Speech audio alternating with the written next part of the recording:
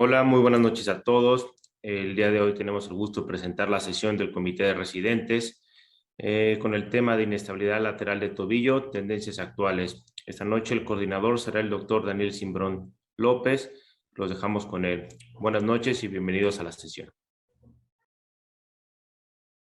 Muy buenas noches, sean bienvenidos todos a esta sesión del capítulo de residentes que tendrá como título Inestabilidad lateral del tobillo. Ok, las vamos a ver sobre las tendencias actuales y pues tenemos una gran noche por delante, tenemos unos invitados estrella, empezando bueno pues por las damas, la doctora Adriana Ávila Salgado. La doctora Ávila Salgado, ella actualmente está en el Hospital ABC Campus Santa Fe y es la jefa de la unidad de pie y tobillo del Hospital de Ortopedia para Niños, el doctor Germán Díaz Lombardo. Ella hizo traumatología y ortopedia en el Centro Médico ABC y posteriormente hizo 2 fellowships en cirugía de pie y tobillo, uno en Baltimore, Maryland, y otro en el Hospital Universitario Quirón de Madrid. Además, tendremos la plática del doctor Rubén García Linaje. Él es un médico cirujano egresado de la Universidad de Anáhuac. Realizó ortopedia y traumatología en el Hospital Mosel.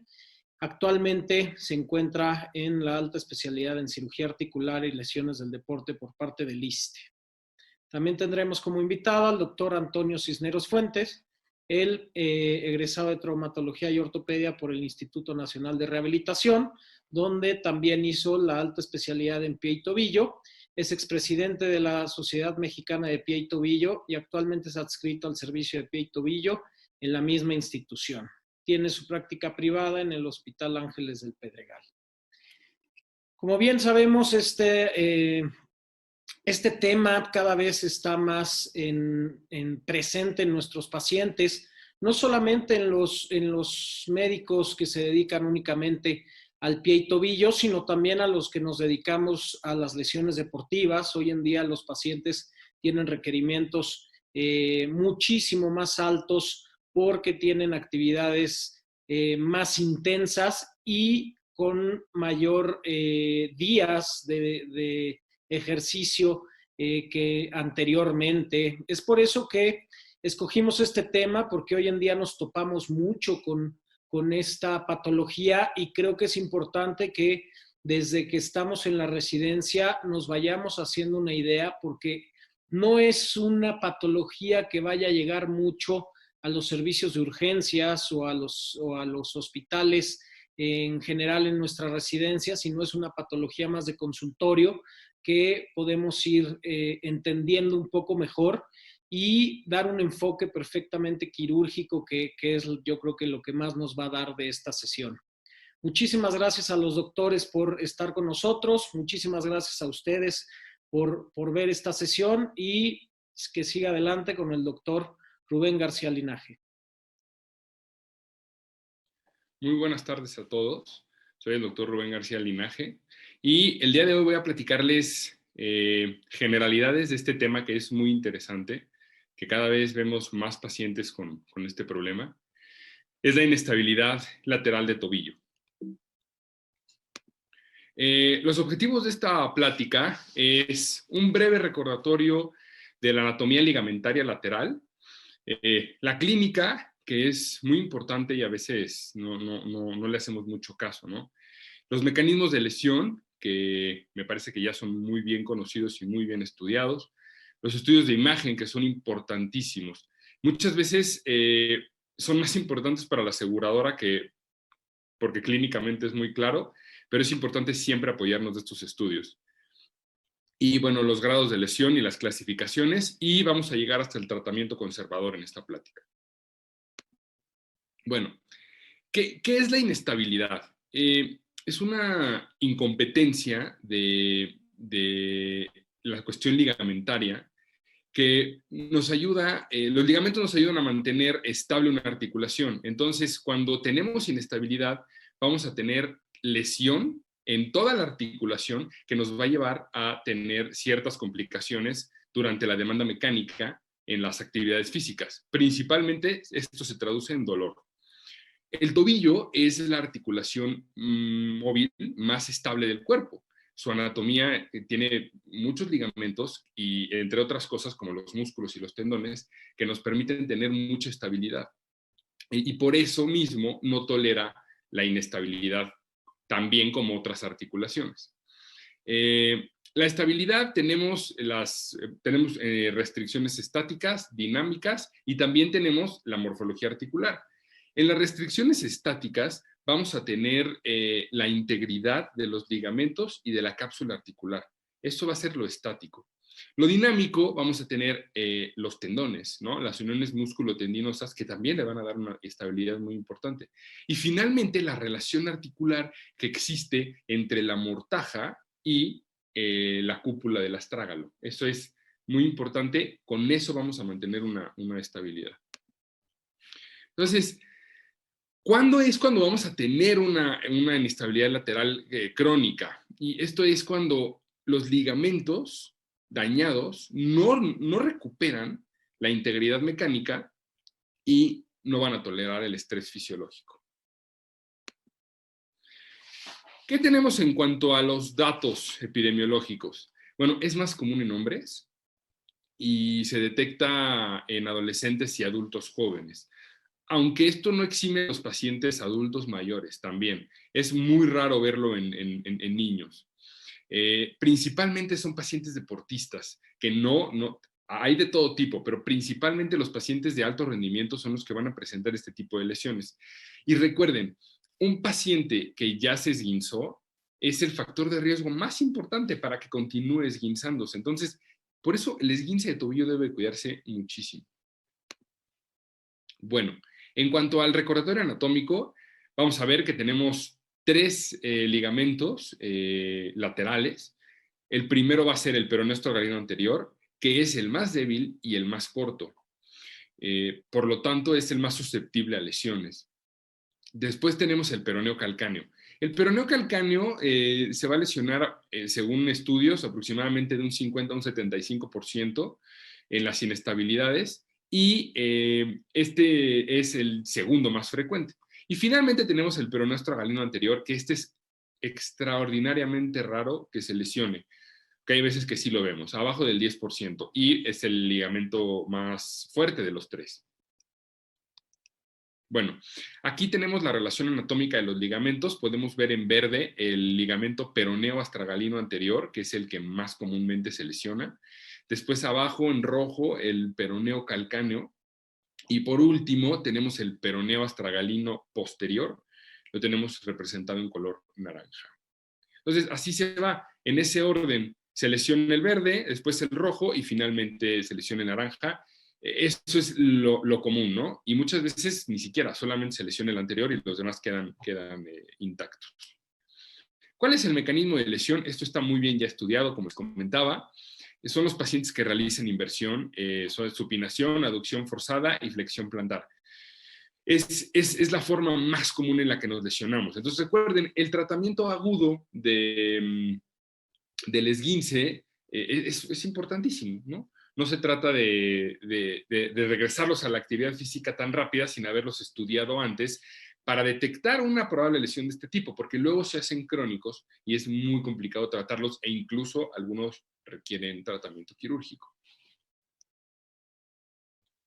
Tenemos 2 tipos de clasificaciones, la clasificación anatómica y la clasificación funcional. Dentro de la clasificación anatómica vamos a tener 3 tipos, que estos son también muy bien conocidos. Es la distensión, que es el grado 1, el grado 2 es una ruptura parcial y el grado 3 una ruptura total. Muchas veces cuando vemos un esguince no vamos a diagnosticar un grado 3 de entrada. Normalmente decimos que es un grado 2, dejamos que pase el tiempo y después, según la clínica, vamos a empezar a detectar rupturas completas. Aunque hay quien sí recomienda, en algunos casos particulares, depende de la clínica y el mecanismo de lesión, hacer resonancias magnéticas desde un principio. Entonces, dentro del grado 1 de la clasificación funcional, vamos a tener integridad cápsulo ligamentaria completa, es un daño parcial o una distensión del ligamento peroneo astragalino anterior. Y recuerden, esta clasificación va en base a si tolera o no la carga con el peso corporal total. Entonces, el grado 1 sí la toleran, el grado 2 es una deambulación antiálgica. Entonces, aquí ya tenemos una integridad parcial capsuloligamentaria, tenemos una ruptura total del peroneo astragalino anterior y ya empezamos entonces a tener lesión del ligamento peroneo calcáneo, que puede ser parcial e incluso a veces completa también. Después, en el grado 3, no pueden deambular y no hay integridad cápsulo-ligamentaria. Tienen ruptura total del ligamento peroneo astragalino anterior y también del ligamento peroneo calcáneo, y también tienen lesión del peroneo astragalino posterior. Esto es lo que nos va a diferenciar entre el grado 2 y el 3, la lesión del ligamento peroneo astragalino posterior. Ok. Cuadro clínico. Solamente como recordatorio, siempre que tengan un esguince, recuerden palpar la cabeza del peroné, porque muchas veces creemos que el dolor puede ser porque tiene una lesión ligamentaria importante en cuanto a la inestabilidad lateral del tobillo, pero no. Recuerden que la fractura de Meissonier es algo que tenemos que diagnosticar en el momento. Eso no se nos puede pasar. Solamente recordatorio. Como cuadro clínico, esto van a ser los pacientes que tienen esguinces repetitivos. Son pacientes que te dicen, ¿no? Yo desde que me acuerdo, cada cierto tiempo se me esguince el tobillo, no puedo correr mucho porque me esguinzo, o no puedo caminar en ciertos terrenos porque me esguinzo. Son pacientes que tienen mucha historia de esguinces, y la gran mayoría son esguinces maltratados. Cuando les preguntan a ustedes cómo les trataron el esguince, les van a decir que no, que nunca se lo inmovilizaron, o que nunca fueron, que solitos se pusieron hielo y que se lo trataron solitos. Es la gran mayoría, ¿no? Van a tener esta sensación de inestabilidad. Y esto de miedo a la deambulación en terreno desconocido es algo que los pacientes refieren mucho. Normalmente yo siempre les pregunto si se atreverían a caminar en una calle empedrada, y normalmente dicen que no, que les da miedo y buscan irse por otros lados. Pues bueno, hay que estar interrogando este tipo de cositas para darnos cuenta exactamente dónde está el problema. Dentro de la exploración física tenemos dos maniobras muy importantes que hay que hacer. La del cajón anterior se realiza como cualquier otro cajón en las articulaciones, y lo que tenemos que ver es el desplazamiento. Recuerden que la ventaja que tenemos en ortopedia es que todo es bilateral, ¿no? Entonces, debemos hacer una exploración comparativa, porque muchas veces los pacientes hiperlaxos nos van a engañar y vamos a creer que esto es un cajón positivo. Entonces, hacemos una maniobra de cajón anterior en el tobillo afectado y luego en el otro tobillo, y lo comparamos. Cuando esta maniobra nos da positivo, vamos a sospechar de ruptura del ligamento peroneo astragalino anterior. Y después tenemos el tilt astragalino. Igual, hay que hacerlo comparativo. Esta maniobra, recuerden hacerla tomando con la mano el calcáneo, porque muchas veces lo hacemos en el antepié. Si nosotros hacemos la maniobra en el antepié, nos va a dar positiva muchas veces. Entonces tenemos que tomar el calcáneo, tenemos que hacer el tilt y revisar, o sea, compararlo para ver si es positivo o no. En caso de ser positivo, esto nos está hablando de una lesión del ligamento peroneo calcáneo. Bueno, ¿y qué hay de los estudios de imagen? Es importante apoyarnos de estos estudios. Aunque la clínica esté muy clara, tenemos dos opciones principalmente, que son las radiografías y la resonancia magnética. La radiografía, tenemos que hacer la maniobra. Podemos hacer las dos maniobras, tanto la del cajón como la del tilt test, y con esto tomamos proyecciones para medir, y estas sí tienen que ser comparativas forzosamente. Entonces, hacemos nuestras mediciones. Ahorita vamos a ver los grados tolerados y a partir de cuándo es positivo. Y bueno, finalmente la resonancia magnética, que esta es la que nos va a dar el diagnóstico definitivo de las rupturas ligamentarias. Y también aquí recuerden que cuando tenemos una inestabilidad en el tobillo, en la mortaja, entonces vamos a tener aumento bueno, más bien un aumento que no queremos en la movilidad articular, y vamos a empezar a tener lesiones condrales. Podemos tener también bueno, pérdidas condrales y geodas, ¿no? Y que esto nos va a llevar inevitablemente a una artrosis. Entonces, vean, las radiografías. Aquí este es un ejemplo haciendo un cajón anterior. Vean aquí cómo de un lado se desplaza 7 milímetros y del otro lado, yo nunca he sido fan del término subluxar, pero creo que aquí lo voy a utilizar. Hay una subluxación importante y se ve la diferencia, 21 milímetros de desplazamiento, ¿no? Entonces, esto nos va a traducir en una ruptura ligamentaria, ¿no? En una inestabilidad. Es positivo cuando hay una diferencia de 5 milímetros con la contralateral. Y aquí también en una AP podemos hacer el tilt test y vean la diferencia. Es impresionante cómo abriéndolo nos damos cuenta de la lesión que tiene del ligamento. Y esto lo podemos con el bostezo, esto lo podemos medir. ¿Cómo lo vamos a medir? Si tiene arriba de 5 grados, a diferencia del contralateral, también nos está dando positivo. Por eso es importante compararlo. Voy a regresar tantito. Vean aquí, está estática de un lado, dinámica del otro lado, y entonces ya haciendo el bostezo, pues nos da positivo. Evidentemente lo tenemos que comparar con el otro lado. Y la resonancia magnética. Es importantísimo siempre fijarse en este estudio para valorar las rupturas. Aquí a veces, y se los digo, sobre todo en las axiales, en los cortes axiales, podemos confundirnos con el complejo de la sindesmosis. Entonces, tenemos que revisar que lo que estemos valorando sea exactamente el complejo ligamentario lateral. Normalmente podemos ver edema, podemos ver ahí todos los trazos que alcanzamos a ver en color blanco son soluciones de la continuidad ligamentaria. Esta es la complicación. Inevitablemente nos vamos a ir a esto en una inestabilidad maltratada. Es por eso que los pacientes con inestabilidad deben de ser tratados lo más pronto posible. 17.5% de estos pacientes van a acabar en artrosis de tobillo.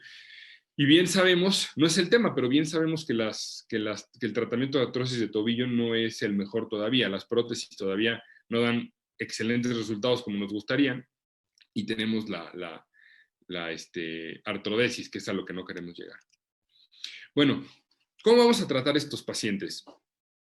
Necesitamos principalmente evitar las complicaciones degenerativas y quitar el dolor, que es la razón por la que los pacientes llegan.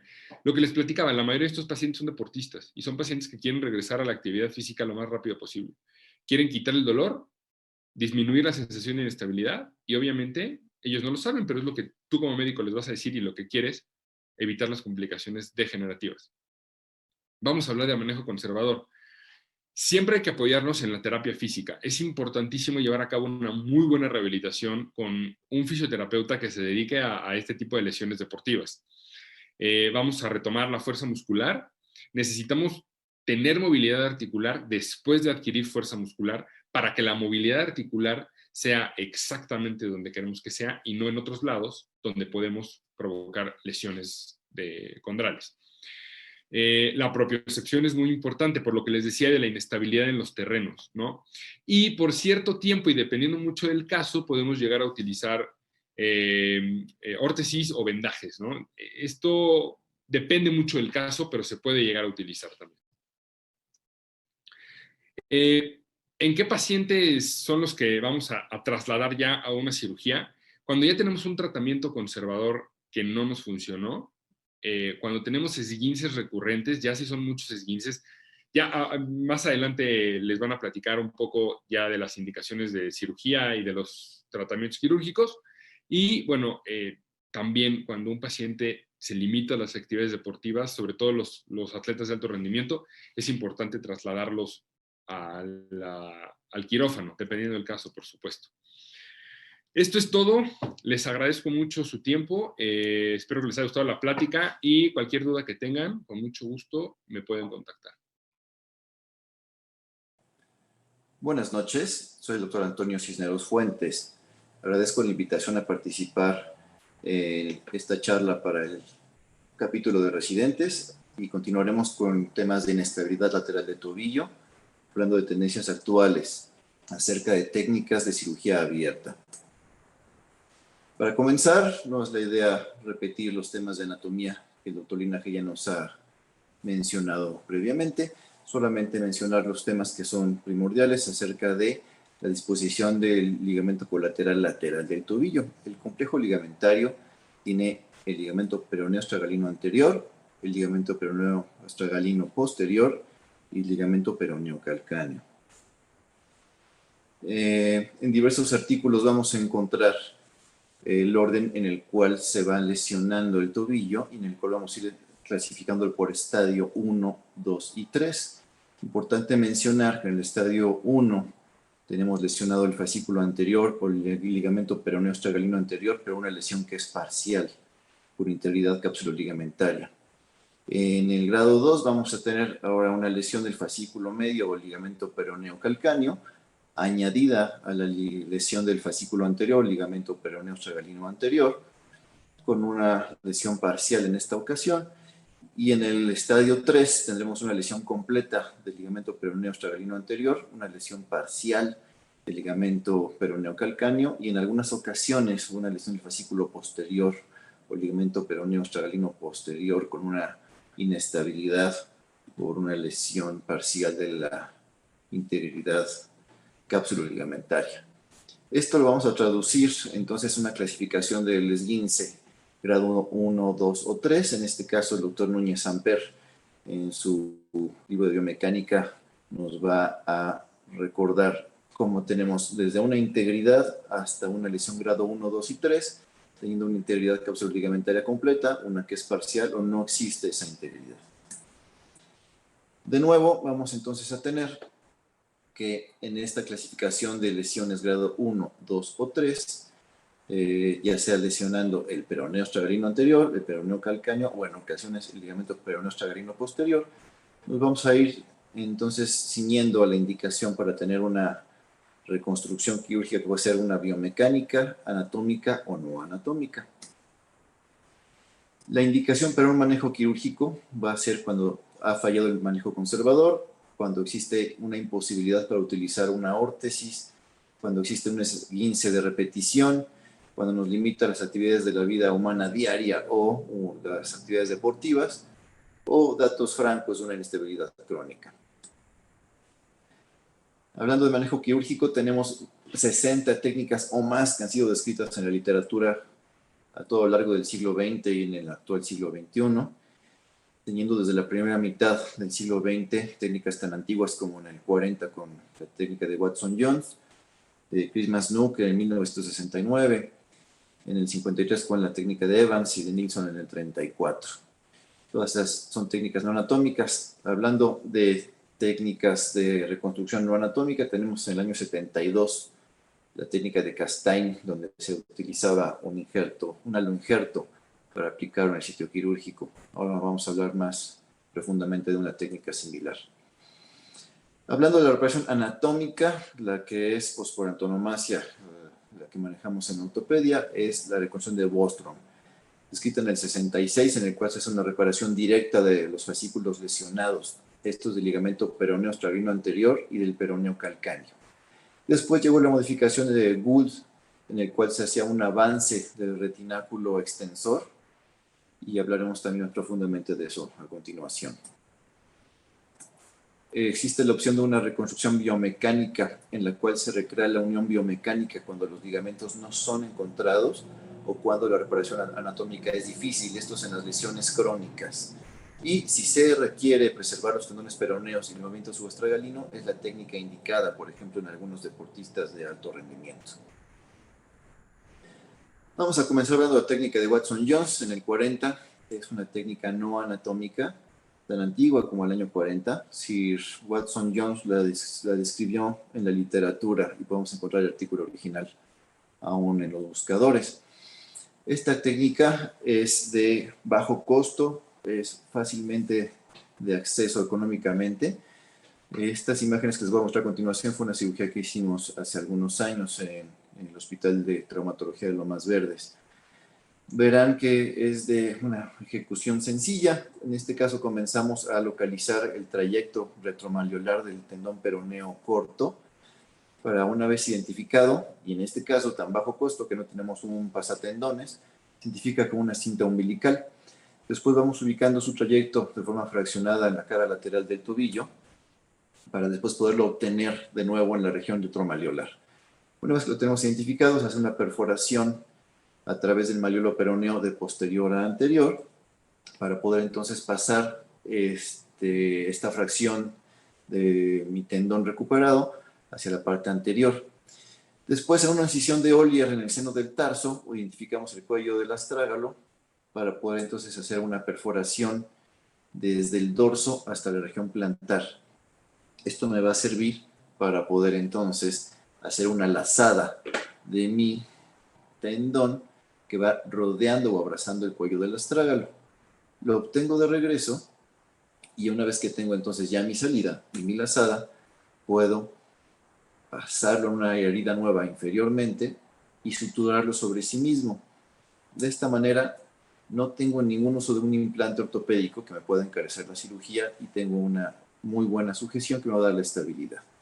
Una vez terminada mi sutura, miren aquí continúa todavía dándole tracción a mi tendón, lo suturo sobre sí mismo y puedo entonces acompañarlo, si es posible, y tengo los remanentes anatómicos, de una reconstrucción anatómica tipo Bostrom-Good. La inestabilidad lateral crónica del tobillo, el tratamiento por una reconstrucción biomecánica anatómica.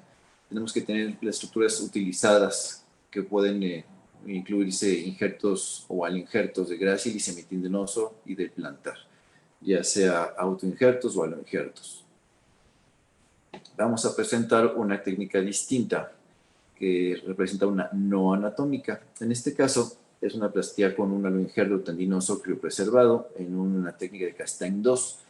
Esta técnica nos la presenta el doctor Núñez Samper en el año 2003, en este ejemplo anatómico, en el cual se toma el aloinjerto criopreservado, haciendo una perforación a través del peroné de misma manera, de la región posterior a anterior, para poder pasar entonces el tendón y hacer una lazada, dirigiendo las fibras hacia la base del quinto metatarsiano. Viéndolo con más detalle, tenemos aquí unas imágenes del abordaje que hace el doctor Núñez Samper, aplicando el aloinjerto y dando esta lazada que se queda centrada hacia la parte inferior del malleolo peroneo, dirigiendo las fibras de mi aloinjerto hacia la base del quinto metatarsiano para hacer esta sutura que me queda por debajo de las vainas tendinosas, y esta es la imagen final que tenemos. Miren cómo se ha marcado la base del quinto metatarsiano para tener idea de las direcciones que tiene biomecánicamente el ligamento original. Resultado funcional que nos presenta el doctor: algo de inflamación postquirúrgica, ya cicatrizada la herida, y tenemos una muy buena movilidad tanto para la pronación y supinación. Entonces, nos reporta resultados óptimos de un 90%. Y vean aquí la imagen posterior, como tenemos el vago del retropié, la flexoextensión del tobillo y la supinación del medio pie. Resultados de imagen a 5 años, la excelente integración que tuvo el injerto. Aún se logra ver la perforación a través del peroné donde se pasó este injerto. Existen reportes con métodos de reconstrucción del complejo ligamentario del tobillo, incluyendo una aplicatura o reinserción del ligamento peroneo astragalino anterior, utilizado anclas del astrágalo al peroné. Esto es clásico en la literatura, tiene al menos 30 años de descripción de este tipo de técnica, y no es la intención ahondar demasiado en este tipo de abordajes porque de esto nos habla la doctora Adriana Ávila a continuación. Solamente mencionar lo que sí nos toca en una técnica abierta es una reparación anatómica por antonomasia, la de Bostrom-Good. Bostrom nos presenta su técnica en la cual se busca hacer una reparación directa. El tipo de incisión es variable. Yo utilizo la incisión de Ollier que me permite en el seno del tarso, siguiendo las líneas de los pliegues de la piel en esta región, me permite ver seno del tarso, cuello del astrágalo e ir rodeando el borde inferior del ligamento del malleolo peroneo para poder hacer la reconstrucción del ligamento. Algunas casas comerciales que todos conocemos lo que nos recomiendan es hacer una incisión que va siguiendo el eje del malleolo peroneo para poder entonces ver el borde posterior y borde anterior de nuestro malleolo. Una vez que hemos accedido a ver nuestro malleolo, hay que identificar el borde anterior del malleolo peroneo, donde estarán los remanentes del ligamento que vamos a reconstruir. En esta imagen podemos ver entonces el ligamento peroneo astragalino anterior, así como el ligamento peroneo calcáneo. En la técnica original se trata de hacer una reconstrucción, una reparación por medio de suturas. Como un acercamiento podemos ver entonces el remanente que tenemos que identificar para poder hacer entonces nuestra sutura directa. Ya una vez que hemos terminado nuestra sutura directa con diversos puntos y puntos de sujeción en cruz o en U, podemos entonces hablar de la modificación de Guth, en la cual lo que se hace es identificar el retináculo extensor en nuestro fascículo podálico o ligamento anular anterior del tarso. Ya que lo identificamos, hay que retraerlo hacia posterior, acercándolo hacia el borde de mi malleolo peroneo y hacer puntos de sutura directos, ya sea el periósteo o el remanente anatómico que aún permanece. Esto se puede reforzar utilizando anclas artroscópicas y de esta técnica nos hablará más a profundidad la doctora Ávila a continuación. Solamente una semblanza superficial de la técnica utilizando anclas artroscópicas y la estabilidad que podemos lograr utilizando estas mismas por las propiedades biomecánicas que tiene. Para concluir, vamos a hablar que las inestabilidades crónicas de tobillo requieren, en el caso de una inestabilidad grado 1, el retensado ligamentoso de tipo Bostrom-Wood, que nos da buenos resultados, ya que tenemos en un grado 1 un remanente anatómico para poder hacer entonces esta reparación idealmente anatómica. En las inestabilidades grado 2 o grado 3, o en las recidivas, está indicada una plastía tendinosa, ya sea autóloga u homóloga, con técnicas no anatómicas o biomecánicas. El diseño de la plastía debe ser sencillo y seguir estructuras anatómicas que tenemos conocimiento en la ortopedia. Sin nada más que agregar, agradezco la invitación. Tuve mucho gusto en saludarlos y en presentarles esta charla. Que tengan muy buena noche. Buenas noches a todos, muchas gracias por conectarse, mucho gusto, yo soy la doctora Adriana Ávila, yo les voy a hablar un poco del tratamiento artroscópico de la inestabilidad lateral del tobillo. Antes que nada quería dar las gracias al doctor Simbrón y al comité de residentes por haberme invitado a dar esta plática. Empezamos. ¿Cuándo utilizamos una artroscopía anterior de tobillo en pacientes con una lesión lateral? Bueno, siempre que sospechemos una patología asociada, ya sea que tengan una lesión condral, un cuerpo libre, o que presenten dolor en la gotera anterolateral.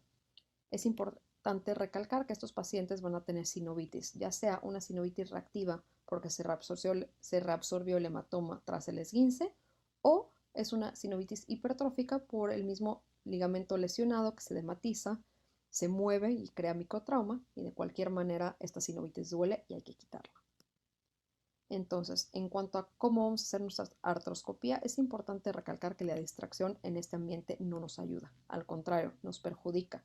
Tensa más la cápsula anterior y permite que los ligamentos intracapsulares también se tensen, entonces nos dificulta mucho la visualización de estos ligamentos y nos serviría más para pacientes que tienen alguna lesión en el compartimento central, ya sea en la sindesmosis o que tengan un pinzamiento posterior. Realmente aquí lo que nos va a funcionar más es una dorsiflexión. Entonces ya vimos que este setup no nos funciona, entonces no utilizar distracción si es una pura artroscopía anterior de tobillo y no necesitamos hacer ninguna otra reparación en ningún otro compartimento. Lo que sí es que nos ayuda mucho a elevar el miembro pélvico afectado en algún colchón o algo rectangular para que no nos obstruya el otro pie con el instrumento. Y en cuanto a la artroscopía, es importante decir que es los dos portales típicos que todos conocemos, el anterolateral y el anteromedial. Aquí es importante que el artroscopio lo vamos a dirigir siempre hacia el lateral y nuestra visión hacia posterior. Lo primero que nos vamos a encontrar en nuestra artroscopía va a ser esto, el fascículo inferior del ligamento tibio-peroneo antero-inferior, que es esto. Después, en el piso de nuestra gotera, vamos a ver aquí el fascículo superior del ligamento peroneo astragalino anterior. Es importante saber que está recubierto de una capa muy ligera de tejido sinovial, entonces parece como una hamaca en este sitio. Podemos seguir su continuidad desde su inserción en el peroné hacia el astrágalo y siempre tiene una continuidad, como vemos aquí, con el ligamento tibio-peroneo anterior inferior. Es importante también no irnos con la finta de que pensemos que esta sea la punta del malleolo lateral. Se le llama la punta del malleolo lateral del residente porque es una impresión falsa. Realmente nuestra punta del malleolo lateral se encuentra mucho más distal. No es esta, ojo, es un poco más distal y más inferior, y la única manera que la vamos a poder visualizar es si nuestros ligamentos se encuentran rotos. Y la otra cosa que también podemos visualizar en nuestra artroscopía anterior enfocándonos al compartimento lateral es que vamos a ver el cuello lateral de nuestro astrágalo. Este es un video de mi socio el Dr. Luis Hermida de una artroscopía que hicimos y se puede ver muy claro esta estructura anatómica, el ligamento tibio-peroneo antero inferior y cómo tiene la continuidad con la maca un poquito más hacia abajo. Entonces aquí lo vamos a ver un poquito más claro. Queremos ver qué tan continuo es estos ligamentos, qué tan continuo tenemos este ligamento tibio-peroneo anterior inferior con la maca, que es el fascículo superior del peroneo astragalino. Como vemos, estamos metiendo el proveedor en esta zona, tratando de jalar, y lo que vemos es que no está completamente continuo en esa zona proximal. Se mete el probador y podemos evidenciar una ruptura parcial, aparte de todas las sinovitis que tiene esta paciente. Y aquí nuevamente vemos esta área. En el número 1 tenemos la pared lateral del astrágalo. En el número 2 podemos evidenciar cómo esta hamaca no se encuentra completa, no está continua hacia arriba, y nos evidencia una ruptura del ligamento peroneo astragalino anterior. En el número 3 vemos el malleolo lateral. Vamos a ir viendo que conforme más distracción vayamos teniendo, menos visualización tenemos de este espacio. Entonces, el previo era con dorsiflexión completa, eso es con una distracción gentil, un poquito más distracción mediana, y de plano distracción completa no podemos visualizar absolutamente nada. Entonces, recordar que nuestra cápsula articular del tobillo no se inserta directamente en la articulación, sino un poco más proximal a la línea articular. Entonces, cuando se hace dorsiflexión del tobillo, esta cápsula articular se relaja y nos permite que el área de trabajo y nuestro área de visión sea más extensa que si tuviéramos una flexión plantar, como aquí. Estamos en flexión plantar completa y vean la diferencia entre este espacio que podemos visualizar bien y aquí que de plano no vemos nada. Entonces, ya pensando bien, ya hicimos la artroscopía, ya tenemos el diagnóstico. ¿Qué tipo de reparación vamos a utilizar en los pacientes? Pues depende mucho del tipo de paciente. Como ya lo dijo Toño, el estándar de oro sí es el Brostrom Growth porque es una técnica anatómica. Sin embargo, hay que ver que estos pacientes a veces llegan a fallar. Hasta el 17% de estos pacientes fallan o recurren a mediano plazo, y esto por una inestabilidad funcional residual. Entonces, bien importante que en los pacientes que vayan a operar de esto, ya sea abierto o artroscópico, la rehabilitación es clave. También hay que empezar a tomar en cuenta la perspectiva global del paciente y considerar que hay factores de riesgo para que falle nuestro Brostrom. Entre ellos, un paciente que tenga una laxitud ligamentaria generalizada, pacientes con inestabilidad crónica que tengan poco tejido residual o de muy mala calidad, o pacientes que tengan una larga evolución con su inestabilidad, por lo mismo que pues vamos a tener poco tejido. Avulsiones óseas que sean más de 1 centímetro cuadrado, pacientes muy pesados con obesidad mórbida, muy musculosos, o de plano atletas de alto rendimiento que necesitan hacer mucha actividad de corte. Y también pacientes que tengan inestabilidad bilateral. Otra cosa que nos tenemos que fijar siempre que tengamos Brostrom Growth en pacientes que no los podemos utilizar son pacientes que ya hayan tenido un Brostrom Growth previo, que hayan fallado, pacientes que tengan muy malos tejidos, como ya les dije, que tengan obesidad, que tengan algún tipo de colagenopatía, inestabilidad muy severa o que también tengan una ruptura irreparable en los peroneos. Entonces, en general, pues ver si tienen factores de riesgo, qué tan malo es nuestro tejido residual y si tiene alguna inestabilidad asociada o alguna otra lesión. Bueno, ya que escogimos muy bien nuestro paciente, que no tenga ningún factor de riesgo, pues sí podemos hacer un Brostrom Growth modificado. Aquí la diferencia es que solo es necesario reparar el ligamento peroneo astragalino anterior. Sí, se ha descrito que en pacientes se puede lesionar el ligamento peroneo astragalino anterior y el peroneo calcáneo hasta en un 20% de los casos, pero también ningún estudio hasta la fecha ha demostrado que una reparación directa del peroneo calcáneo sea esencial para que el paciente tenga un buen resultado. Entonces, en cuanto a comparaciones con abierto y artroscópico, hay un muy buen estudio del Dr. Eric Kisa que nos dice que la fuerza y la rigidez del constructo del Brostrom realmente no tiene una diferencia entre si se hace abierto o artroscópico. El artroscópico sí se vio que tiene menos tasas de recurrencia y pues tiene un cajón anterior negativo. Lo que sí es que hay un estudio muy citado anteriormente, que es el doctor Dracos, que nos habla mucho de las complicaciones del tratamiento artroscópico, sobre todo la alta tasa de incidencia de atrapamientos nerviosos. Él lo reportó en 9 de 55 pacientes. Pero también es importante hablar de que en su estudio utilizaban una técnica que sí intentaban reparar el ligamento peroneo calcáneo. Entonces utilizaron un portal accesorio y este portal en el que nos presentaba lesiones nerviosas. Realmente desde entonces esto ha evolucionado. El doctor Acevedo lo presentó inicialmente en el Congreso en 2014, después lo publicó en 2015 y después de eso. Y él establece un área de trabajo segura, que ahorita lo vamos a ver un poquito más adelante. Entonces, en cuanto al Brostrom Gold artroscópico, las ventajas es que nos elimina la necesidad de un portal accesorio y obviamente pues menos lesiones nerviosas y nos aproxima muy bien la superficie de los tejidos al hueso. La ventaja que tiene sobre un Brostrom normal es que tiene una movilización precoz. El paciente puede apoyar inmediatamente después de la cirugía, que esto también va a depender si el paciente se le hizo un bloqueo ciático o no. Y también nos permite un retorno deportivo temprano. Es una técnica que es reproducible, tiene mínima movilidad y como ya vimos las complicaciones son más bajas. Entonces aquí lo vamos a ver, el procedimiento como tal se llama artrobrostrom y vamos a ver los marcajes que son necesarios. Entonces, teniendo nuestro paciente en sala, pues vamos a marcar muy bien nuestras estructuras. Primero nuestro malleolo lateral, vamos a marcar el sitio donde se encuentran nuestros peroneos. Si lo podemos visualizar antes de la cirugía y marcarlo, la rama intermedia del peroneo superficial. Y aquí vamos a estimar más o menos dónde se encuentra nuestro retináculo extensor inferior. Y esto nos podemos guiar pensando en el tubérculo del calcáneo como referencia. Vamos a hacer nuestra artroscopía normal por nuestros portales anteromedial y anterolateral. Y lo importante aquí es que vamos a desbridar muy bien la gotera lateral para poder quitar todo este tejido fibrótico y esta sinovitis que mencionamos antes y para poder visualizar muy bien la carilla anterodistal del peroneo. En esta técnica vamos a utilizar dos anclas, 3.0 y bueno, en esto va a ser marca Artrex, digo que puede ser cualquiera, pero en esta técnica que le enseño es un Fiberwire del 2.0. Entonces, bueno, una vez que ya hicimos nuestra artroscopía anterior, por el portal anterolateral vamos a poner un ancla 1 centímetro proximal a nuestra punta de nuestro malleolo lateral y vamos a recuperar nuestras suturas a través del portal, ¿vale? Nuestra visión siempre va a ser del portal medial. Luego, ¿qué vamos a hacer? Ya tenemos nuestras suturas aquí con el uso de un pasador de suturas como esta, que es un sucholazo. Vamos a pasar nuestra sutura desde proximal hacia distal, pasando por todo este tejido. Es importante pensar que si aquí tenemos aproximadamente nuestro retináculo extensor, calculemos desde la punta del malleolo lateral hacia distal, más o menos 15 milímetros o 20, para poder agarrar este retináculo e incorporarlo a nuestra reparación.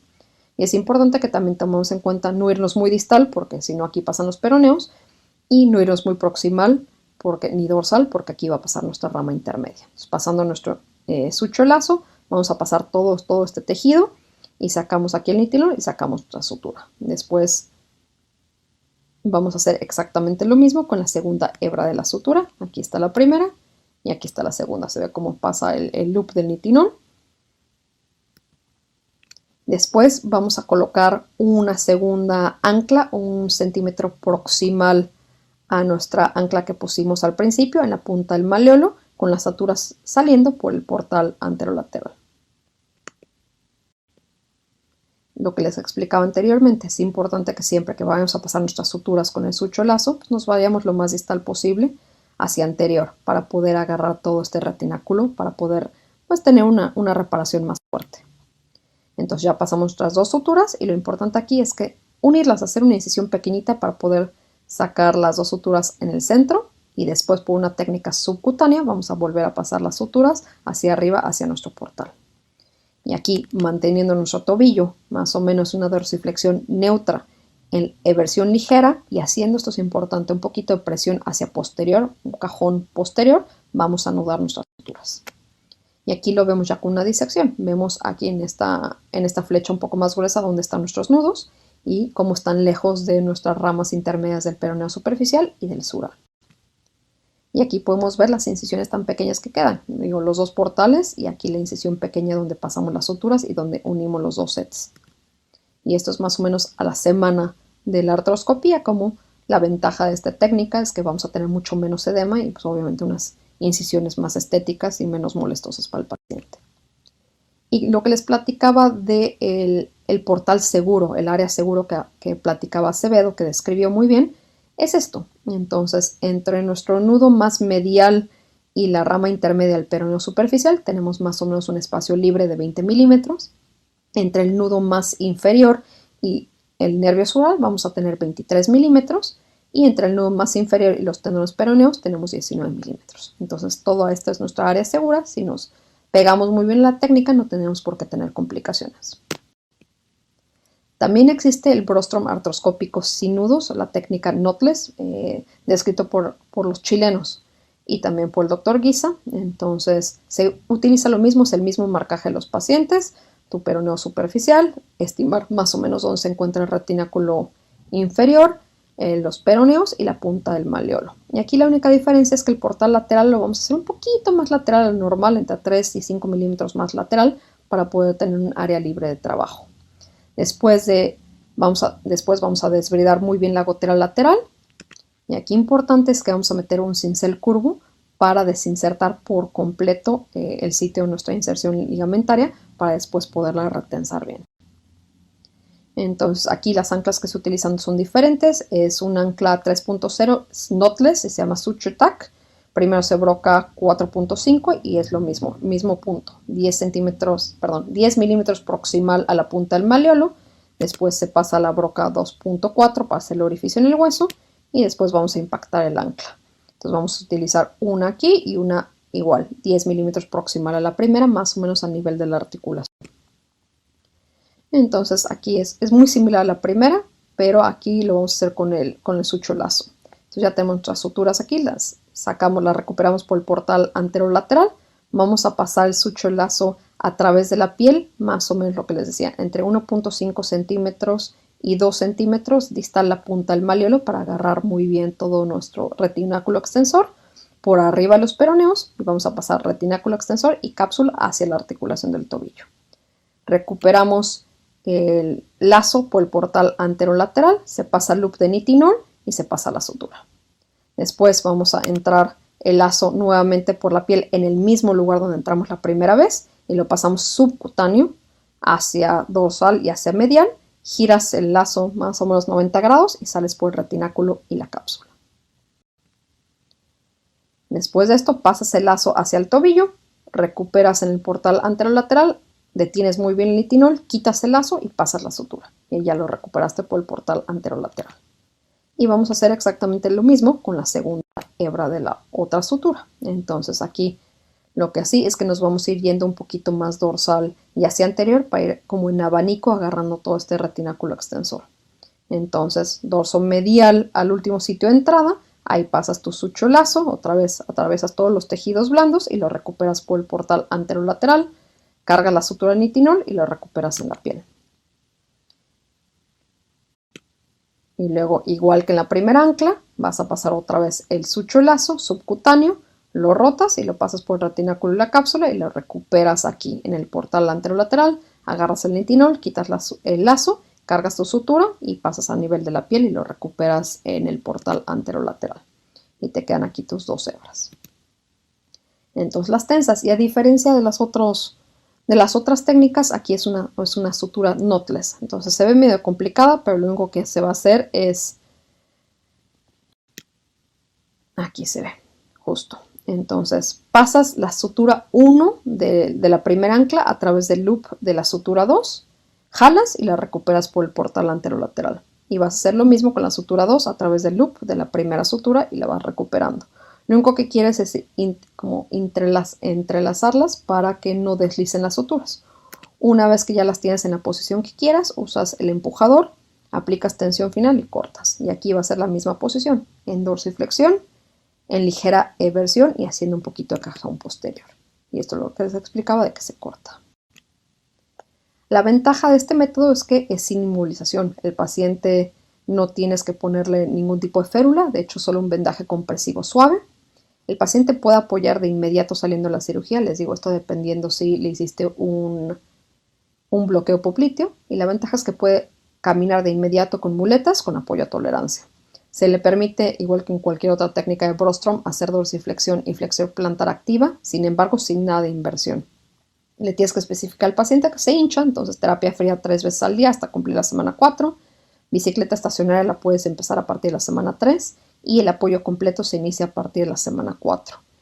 Es importante que ya ahí es cuando ya tienen fisioterapia ya formal y empiezan propiocepción, ejercicios de inversión, semana 4. A partir de la semana 4 a la 6 empiezan a hacer ejercicios contra resistencia. A partir de la semana 7 pueden empezar a hacer jogging y ejercicios de cadena cerrada. Entre la semana 10 y 12 pueden empezar a progresar a correr y hacer como actividades de corte para reincorporarse a su actividad deportiva que se va a permitir después de las 12 semanas. Bueno, y hablando del otro tipo de pacientes que ya vimos que tienen una lesión ligamentaria, pero tienen los factores de riesgo que previamente habíamos dicho al principio de la presentación, pues sí es importante, aparte de hacer un Brostrom Gold, aumentar la estabilidad. Y esto lo vamos a hacer con un tipo de augmentación que se llama el internal brace. Lo que hemos visto es que en los pacientes, sí, la movilidad temprana mejora los resultados porque evitas que tengan contracturas capsulares, que haya rigidez de la articulación, pero también una movilidad excesiva nos puede elongar la reparación, que es el miedo siempre a hacer un Brostrom solito.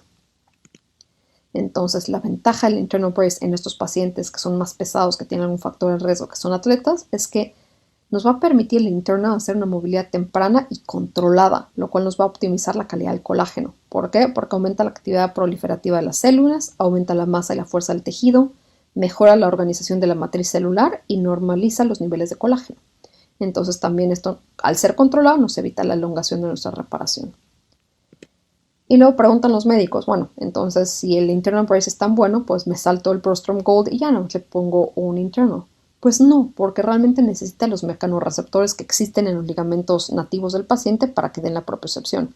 Si tú no imbrincas tu ligamento nativo, entonces el ligamento no percibe el estrés y no va a funcionar ni para propiocepción ni para la activación muscular. Entonces el internal brace como tal, pues es muy fuerte. El ligamento peroneo astragalino anterior intacto falla más o menos alrededor de 150 newtons. Cuando haces un Brostrom Gold adicionado con el internal brace, falla hasta los 250. Digo, ya no me voy a meter mucho a la técnica, ustedes ya conocen todo esto bien. Se hace una ancla swivel lock de 4.5 para el astrágalo, una ancla swivel lock de 3.5 para el peroné y se tensa. La ventaja del internal brace es que nos da una recuperación acelerada, nos permite la longitud óptima de los tejidos para que cicatricen sin preocuparnos de sobretensarlo, reduce los tiempos de inmovilización por lo mismo que les digo que nos protege nuestra reparación y nos protege contra lesiones futuras. Nos quita esa microinestabilidad que puede existir después de un Brostrom Gold y evitar la artrosis a futuro. Y ya, hablando de, por último, pacientes que tienen factores de riesgo y aparte malos tejidos, aquí tienes que aumentar la biología local para potenciar sus propios tejidos, entonces va a ser un Brostrom Gold más una tenodesis. Puedes utilizar cualquiera de las técnicas que mencionó Toño anteriormente o puedes utilizar esta que es la técnica de Arthrex para una tenodesis con aloinjerto, o puedes utilizar, mi socio el doctor Hermida presentó una publicación donde habla de una fibra de poliéster que también se puede utilizar para augmentación, pero esto ya es en pacientes que tienen recidivas o que tienen una conogenopatía o cualquiera de los factores de riesgo y aparte mala calidad ósea, mala calidad de tejidos.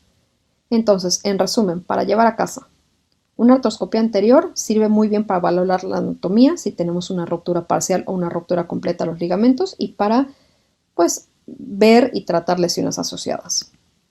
Idealmente siempre hacerla en dorsiflexión, a menos que tengamos alguna patología asociada del compartimento central o el posterior, y sabiendo que nos va a alterar un poquito la visión del compartimento anterior si está mucho en distracción.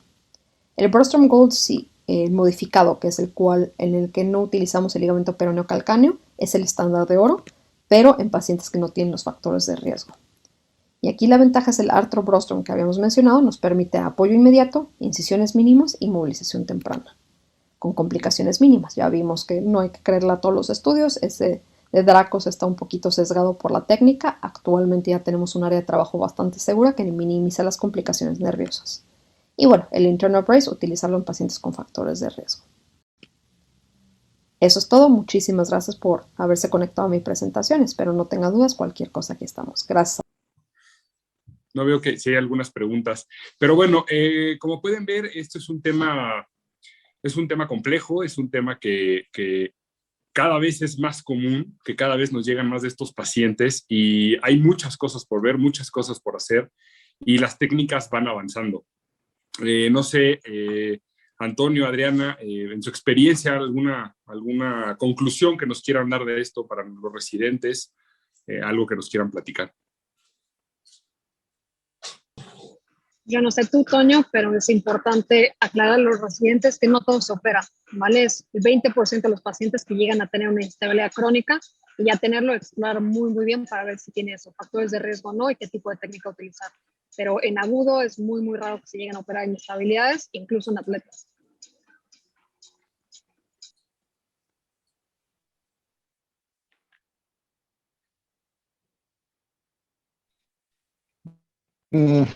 Yo solamente acotar, se puede diferenciar de lo que es realmente una artroscopía de tobillo y las técnicas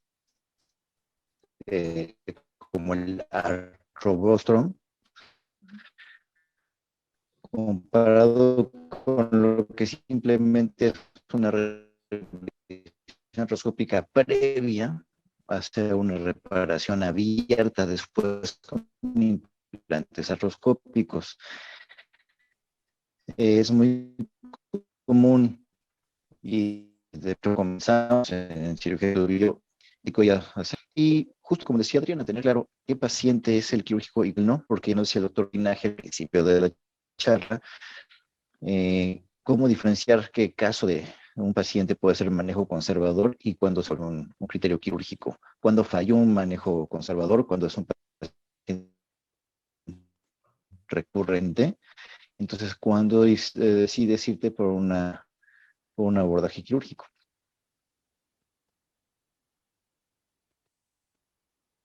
Totalmente de acuerdo. Creo que algo muy importante y que no nos enseñan es aprender a no operar, ¿no? Como bien dices, Adriana, es importantísimo ver qué pacientes sí, qué pacientes no, y encontrar la mejor técnica para cada paciente.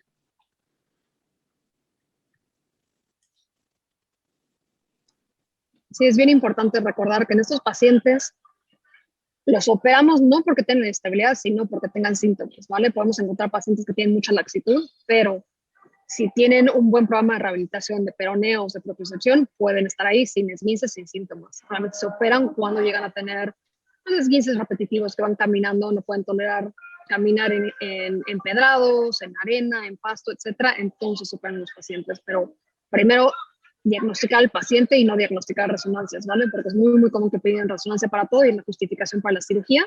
Y pues muchos de nosotros podemos tener lesionados ligamentos y si no tenemos sintomatología, no operarse, ¿vale? Perfecto. Muchísimas gracias, Adriana. Muchísimas gracias, Antonio. No sé, me parece que no hay preguntas.